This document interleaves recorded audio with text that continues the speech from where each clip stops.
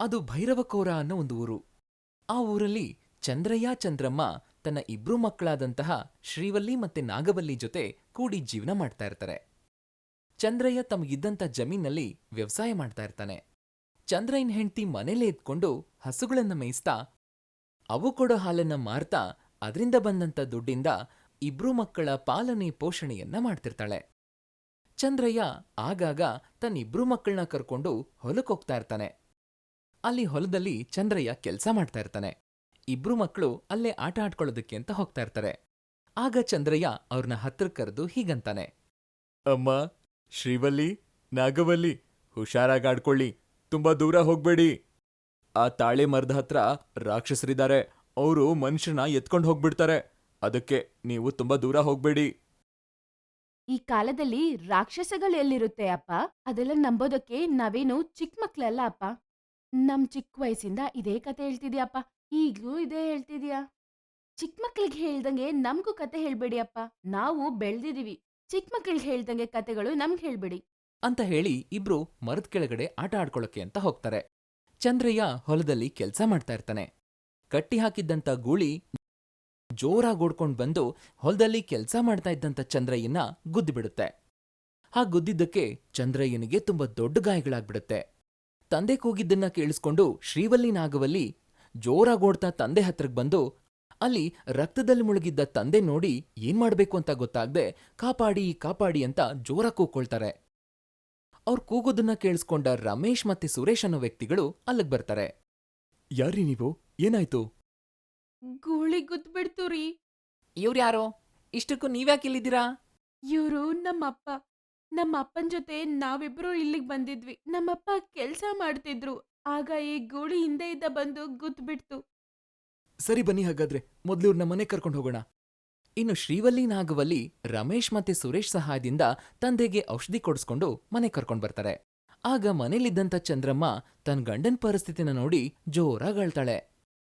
ಏನಾಯ್ತಮ್ಮ? ಏನಾಯ್ತಮ್ಮ ಅಪ್ಪನ್ಗೆ? ಅಪ್ಪಗ್ ಏನಾಯ್ತು? ಅಪ್ಪ ಕೆಲ್ಸ ಮಾಡ್ತಿದ್ರೆ ಗೋಳಿ ಹಿಂದೆಯಿಂದ ಬಂದು ಗುದ್ದು ಬಿಡ್ತಮ್ಮ. ಅಯ್ಯೋ, ನನ್ ಗಂಡನ್ಗೆ ನಮ್ಮ ಈ ಪರಿಸ್ಥಿತಿ. ಆ ಗೂಳಿಯಿಂದ ನಮ್ಗೆ ಇವತ್ ಈ ಪರಿಸ್ಥಿತಿ ಬಂತಲ್ಲ. ನನ್ ತಾಳಿ ಗಟ್ಟಿಯಾಗಿರೋದ್ರಿಂದ ನೀವ್ ಚೆನ್ನಾಗಿದ್ದೀರಾ. ಒಂದ್ ವೇಳೆ ನಿಮ್ಗೇನಾದ್ರೂ ಆಗಿದ್ರೆ ನಾನು ನಮ್ಮಿಬ್ಬರು ಮಕ್ಕಳು ಅನಾಥರಾಗ್ಬಿಡ್ತಿದ್ವಿ.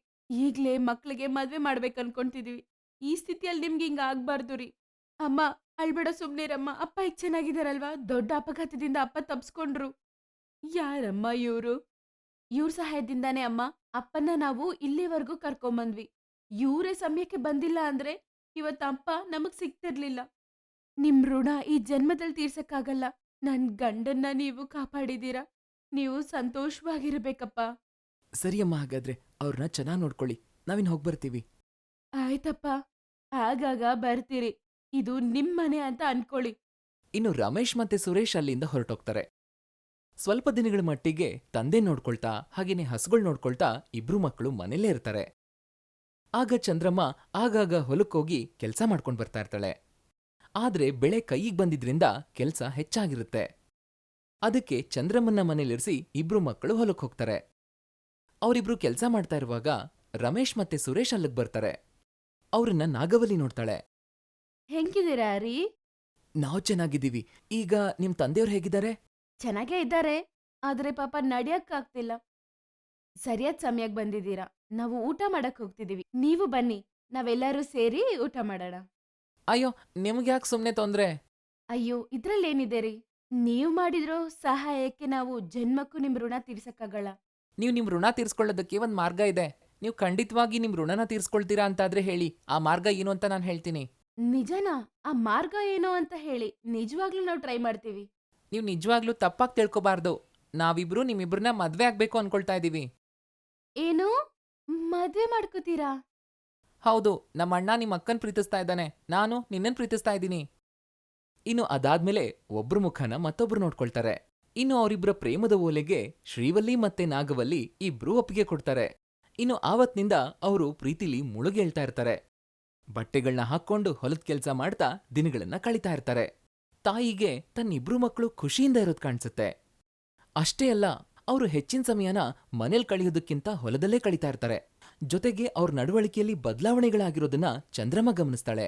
ಆಕೆಗೆ ಅನುಮಾನ ಬರುತ್ತೆ. ಕೇಳಿದ್ರೆ ಹೇಳೋದಿಲ್ಲ ಅಂತ ಅನ್ಕೊಂಡು ಎಂದಿನಂತೆ ಅವರು ಹೊಲಕ್ಕೆ ಹೋಗುವಾಗ ಅವರಿಬ್ರನ್ನೂ ಚಂದ್ರಮ್ಮ ಹಿಂಬಾಲಿಸ್ತಾಳೆ.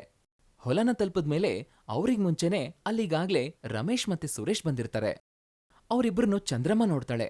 ಆಗ ಚಂದ್ರಮ್ಮನಿಗೆ ವಿಷಯ ಗೊತ್ತಾಗುತ್ತೆ. ಏನೂ ಮಾತಾಡ್ದೆ ವಾಪಸ್ ಮನೆಗ್ ಬಂದ್ಬಿಡ್ತಾಳೆ. ಇಬ್ರು ಮಕ್ಕಳು ಸಂಜೆ ಹೊತ್ತಿಗೆ ಕೆಲ್ಸ ಮುಗಿಸ್ಕೊಂಡು ಮನೆಗ್ ಬರ್ತಾರೆ. ಅಮ್ಮ, ನೀವು ಮದ್ವೆ ಆಗ್ಬೇಕಾಗಿರೋ ಹುಡುಗಿರು ಹಂಗೆ ಬೇರೆ ಗಂಡ್ಮಕ್ಳತ್ರ ಕ್ಲೋಸ್ ಆಗಿ ಮಾತಾಡ್ಬಾರ್ದಮ್ಮ. ಅಮ್ಮ, ಈ ವಿಷಯ ನಿಮ್ಗೆ ಹೇಳ್ಬೇಕನ್ಕೊಂಡಿದ್ವಿ. ನಾವಿಬ್ರು ಅವ್ರನ್ನ ಮದ್ವೆ ಮಾಡ್ಕೋಬೇಕನ್ಕೋತಿದೀವಿ. ನಮ್ಗವ್ರು ತುಂಬಾ ಇಷ್ಟ ಆದ್ರು. ಅವ್ರಿಗೂ ನಾವಂದ್ರೆ ಇಷ್ಟ ಅಮ್ಮ. ಪ್ರೀತಿ ಮಾಡಿದ್ರೆ ಹಂಗೆ ತೋಟದಲ್ಲಿ ತಿರುಗ್ತಿರ್ತಾರ, ಊರಲ್ಲಿ ನೋಡೋರು ಏನ್ ಮಾತಾಡ್ತಾರೆ, ಇವ್ರ ಮಕ್ಕಳು ಗಂಡ್ಮಕ್ಳ ಜೊತೆ ಸುತ್ತಿದ್ದಾರೆ ಅಂತಾರೆ. ಅದು ಅಲ್ದೆ ಹೆಂಗ್ ಬೆಳ್ಸಿದಾರೆ ನೋಡು ಅಂತಾರೆ. ಅಮ್ಮ, ನೀವು ತಲೆ ತಗ್ಸ್ಕೊಳ್ಳೋ ಕೆಲ್ಸ ನಾವು ಯಾವಾಗ್ಲೂ ಮಾಡಲ್ಲ ಅಮ್ಮ. ಸರಿ ಆಯ್ತು, ಅವ್ರ ಅಪ್ಪ ಅಮ್ಮನ ಕರ್ಕೊಂಬರಕ್ ಹೇಳಮ್ಮ. ಇಬ್ರಿಗೂ ಮದ್ವೆ ಮಾಡ್ಬಿಡ್ತೀವಿ, ಆಮೇಲೆ ಪ್ರೀತಿ ಮಾಡಿ. ಇನ್ನು ಆವತ್ತಿನ ದಿನ ಕಳೆಯುತ್ತೆ. ಮಾರನೇ ದಿನ ಶ್ರೀವಲ್ಲಿ ಮತ್ತೆ ನಾಗವಲ್ಲಿ ಹೊಲಕ್ ಬರ್ತಾರೆ. ಅಲ್ಲಿ ತಮಗಾಗಿ ಕಾಯ್ತಿದ್ದ ರಮೇಶ್ ಮತ್ತೆ ಸುರೇಶ್ಗೆ ನಡೆದದ್ ಎಲ್ಲ ವಿಷಯನೂ ಹೇಳ್ತಾರೆ. ನೀವು ನಿಮ್ಮ ಅಪ್ಪಮ್ಮನ್ನ ಕರ್ಕೊಂಡು ನಮ್ ಮನೆಗ್ ಬನ್ನಿ. ನಮ್ಮಪ್ಪ ಮಾತ್ರ ಮಾತಾಡ್ಬೇಕಲ್ವಾ? ನಾವು ನಿಮ್ಗೆ ಒಂದ್ ವಿಷಯನ ಹೇಳ್ಬೇಕು. ನಿಮ್ಗೆ ಹೇಗ್ ಹೇಳ್ಬೇಕೋ ನಮ್ಗೆ ಗೊತ್ತಾಗ್ತಾ ಇಲ್ಲ. ಹೌದು, ನಾವು ನಿಮ್ಮನ್ನ ತುಂಬಾ ಪ್ರೀತಿಸ್ತಾ ಇದೀವಿ. ನಿಜಾಂಶ ಗೊತ್ತಾದ್ಮೇಲೆ ನೀವು ನಮ್ಮನ್ನ ನೋಡಿ ಎಲ್ ಭಯ ಪಡ್ತೀರೋ ಅಂತ ಅನಿಸ್ತಾ ಇದೆ.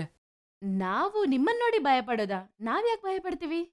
ಯಾಕಂದ್ರೆ ನಾವು ನಿಮ್ ತರ ಮನುಷ್ಯರಲ್ಲ, ರಾಕ್ಷಸರು. ಮದ್ವೆ ಮಾಡ್ಕೊಳಕ್ ಬನ್ನಿ ಅಂತಂದ್ರೆ ದೆವ್ವ, ಭೂತ, ರಾಕ್ಷಸ ಅಂತ ಮಾತಾಡ್ತಿದ್ದೀರಾ? ಇಲ್ಲ ನಾಗವಲ್ಲಿ, ನಾವು ಹೇಳ್ತಾ ಇರೋದು ನಿಜಾನೇ. ನೀವು ರಾಕ್ಷಸರಾದ್ರೆ ಮನುಷ್ಯರನ್ನ ತಿನ್ಬೇಕಲ್ವಾ? ನಮ್ಮನ್ಯಾಕೆ ಪ್ರೀತಿಸ್ತಿದ್ದೀರಾ? ನೀನ್ ಹೇಳ್ತಾ ಇರೋದು ನಿಜ. ನಾವು ನಮ್ ರೂಪನ ಬದಲಾಯಿಸ್ಕೊಳ್ಬೋದು. ಅದೇ ತರ ಒಂದಿನ ನಾವು ಪಾರಿವಾಳಾಗಿ ಬದಲಾಗಿದ್ವಿ. ಆಗ ಒಂದ್ ಕಾಗೆ ನಮ್ಗೆ ಗಾಯ ಮಾಡಿತ್ತು. ಆಗ ನಾವಿಲ್ ಬಿದ್ದಿದ್ವಿ. ಆಗ ನೀವು ನಮ್ಮನ್ನ ನೋಡಿ ನಮ್ಗಾಗಿದ್ ಗಾಯಕ್ಕೆ ಔಷಧಿ ಹಾಕಿದ್ರಿ. ಆವತ್ತು ನಿಮ್ಮ ಸ್ಪರ್ಶದಲ್ಲಿ ನಮ್ಗೆ ಪ್ರೀತಿ ಕಾಣಿಸ್ತು. ಆವತ್ತೇ ಅನ್ಕೊಂಡ್ವಿ ನಾವು ನಿಮ್ಮನ್ನ ಮದ್ವೆ ಆಗ್ಬೇಕು ಅಂತ. ಆ, ಹೌದು, ಜ್ಞಾಪಕ ಬಂತು. ಅದಕ್ಕೆ ನಾವು ನಿಮ್ಮ ಪ್ರೀತಿಗೋಸ್ಕರ ಹೀಗೆ ಮನುಷ್ಯರಾಗ್ಬಿಟ್ವಿ. ನಮ್ಗೆ ಹಾಗಿರ್ಬೇಕಂತ ಏನಿಲ್ಲ. ನಿಮ್ಗೆ ನಿಜ ಗೊತ್ತಾದ್ರೆ ನೀವೆಲ್ ದೂರ ಮಾಡ್ಬಿಡ್ತೀರೋ ಅಂತ. ಆಗ ಶ್ರೀವಲ್ಲಿ ನಾಗವಲ್ಲಿ ಅವ್ರನ್ನ ಕರ್ಕೊಂಡು ಅವ್ರ ಮನೆಗ್ ಹೋಗ್ತಾರೆ. ಎಲ್ಲ ವಿಷಯನೂ ತಂದೆ ತಾಯಿಗೆ ಹೇಳ್ತಾರೆ. ಆಗ ಶ್ರೀವಲ್ಲಿ ಹೀಗಂತಾಳೆ. ಹಂಗಿದ್ದಾಗ ನಮ್ಗೆ ನಿಮ್ಮ ನಿಜ ರೂಪ ತೋರಿಸಿ. ಹಾಗ್ ಕೇಳ್ತಿದ್ದ ಹಾಗೆ ರಮೇಶ್ ಮತ್ತೆ ಸುರೇಶ್ ಬೆಳ್ಳಿ ಮತ್ತೆ ಬಂಗಾರದ ರಾಕ್ಷಸರಾಗ್ಬಿಡ್ತಾರೆ. ಆಗ ಬಂಗಾರದ ರಾಕ್ಷಸ ರಮೇಶ್ ಹೀಗಂತಾನೆ. ನಾನೀಗ ಏನ್ ಮುಟ್ಟಿದ್ರೂ ಬಂಗಾರ ಆಗ್ಬಿಡುತ್ತೆ. ಬೆಳ್ಳಿ ರಾಕ್ಷಸ ಸುರೇಶು ಅಷ್ಟೇ, ಏನ್ ಮುಟ್ಟಿದ್ರೂ ಬೆಳ್ಳಿ ಆಗ್ಬಿಡುತ್ತೆ ಹಂಗಾದ್ರೆ ನಮ್ ಮನೇಲಿರುವ ಎಲ್ಲಾ ವಸ್ತು ಮುಟ್ಟಿ ತೋರಿಸಿ ಅಂತ ಚಂದ್ರಮ್ಮ ಹೇಳ್ತಾಳೆ. ಇನ್ನು ಆ ಮಾತ್ ಕೇಳಿಸ್ಕೊಂಡ ಇಬ್ರೂ ರಾಕ್ಷಸರು ಮನೇಲಿರೋ ಎಲ್ಲಾ ವಸ್ತುಗಳನ್ನು ಮುಟ್ಬಿಡ್ತಾರೆ. ನೋಡ್ತಾ ಇದ್ದ ಹಾಗೆ ಅವ್ರ ಮನೇಲಿರೋ ಎಲ್ಲಾ ವಸ್ತುಗಳು ಬಂಗಾರ ಬೆಳ್ಳಿ ಆಗ್ಬಿಡುತ್ತವೆ.